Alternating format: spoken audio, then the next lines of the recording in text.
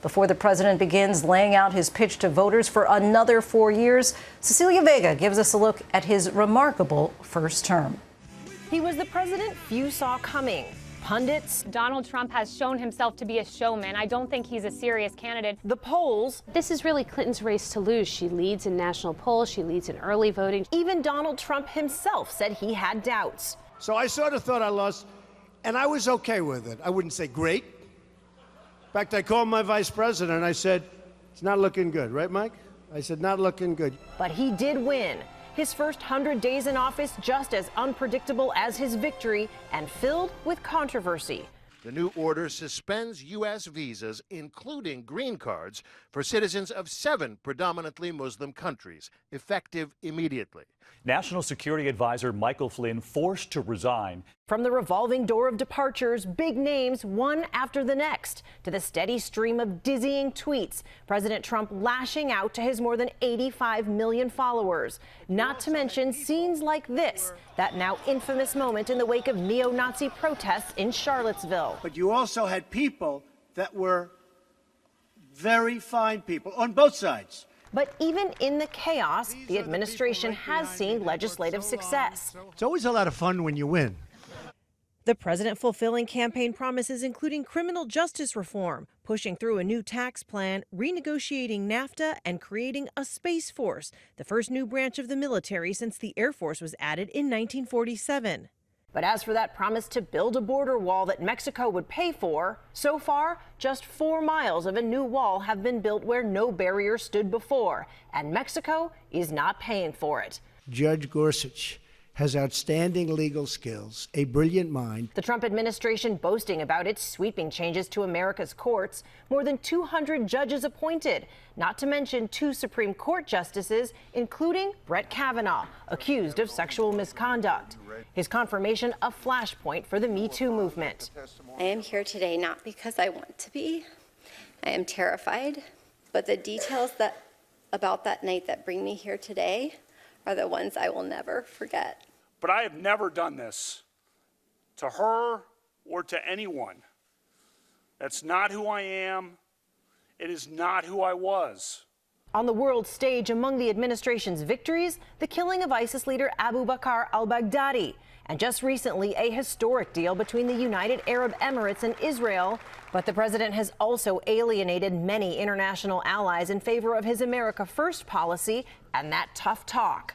We have a tremendous intellectual property theft situation going on. Economists say his trade war with China will cost the U.S. economy an estimated $316 billion by the end of this year.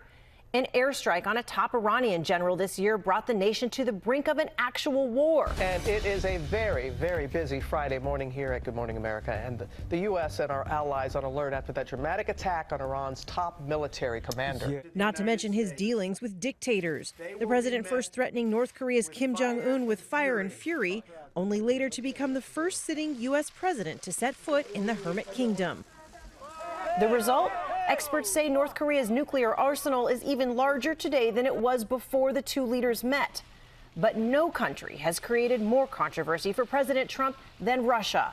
Even after the U.S. intelligence community concluded Russia did indeed try to tip the scale to help President Trump win in 2016, he sparked bipartisan outrage when he publicly bowed to Vladimir Putin when Putin denied Russian interference. I have President Putin. He just said it's not Russia.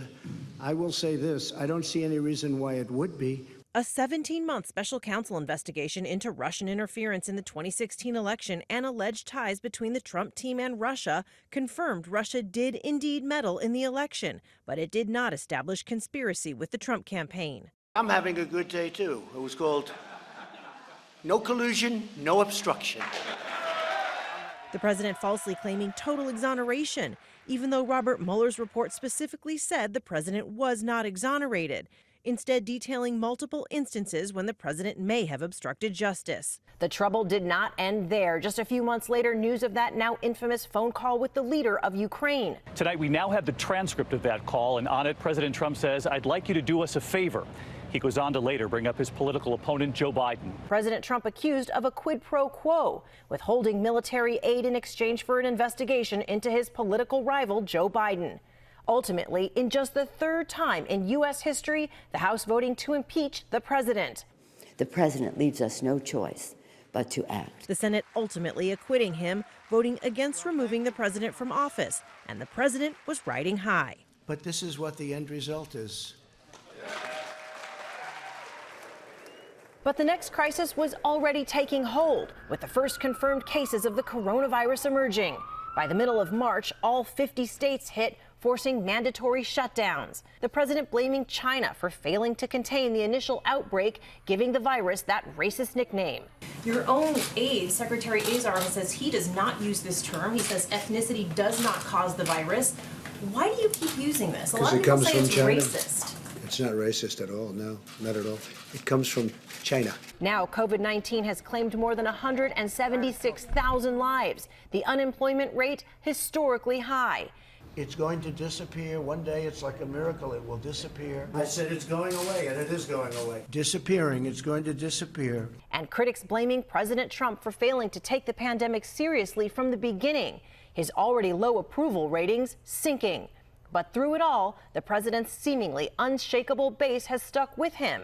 And now President Trump is counting on that base once again to propel him to a second term. Cecilia Vega, ABC News, New York.